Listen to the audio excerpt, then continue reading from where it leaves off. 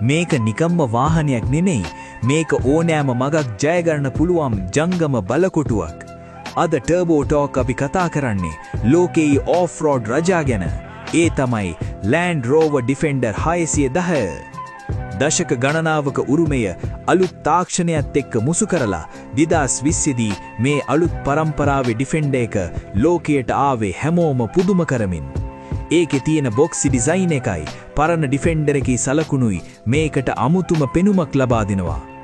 මේ 110 මාදිලිය එන්නේ පවුලේ 4 දෙනෙකුට විතරක් නෙමෙයි මුළු පවුලටම යන්න පුරුවම් ඉඩකඩත් එක්ක. පවර් එක ගැන කතා කළොත් මෙහි තියෙන P400 mild hybrid engine අශ්ව බල 395ක සුපිරි බලයක් ලබා දෙනවා. ඒ වගේම තත්පර 6කින් පැයට කිලෝමීටර් 100ක වේගය ගන්න මේ යෝධයාට පුළුවන්. හැබැයි මේකේ නියම සෙල්ලම තියෙන්නේ පාරෙන් එළියේදී. මිලිමීටර් 900ක් ගැඹුරු වතුරක වුණත් කිසිම බයක් නැතුව යන්න පුළුවන් weight sensing තාක්ෂණය මෙහි තියෙනවා. ඒ වගේම terrain response 2 system එක නිසා මඩ, වැලි, ගල් ඕනෑම තැනක මේක නියම රජෙක් වගේ වැඩ කරනවා. ඇතුළතින් බලද්දි මේක සුපිරි පන්තියේ සුකෝපභෝගී වාහනයක්. ඉතින් ඔයා කැමති මේ අලුත් ඩිෆෙන්ඩර් එකටද නැත්නම් පරණ ඕල්ඩ් ස්කූල් ඩිෆෙන්ඩර් එකටද? පහලින් කමෙන්ට් කරන්න.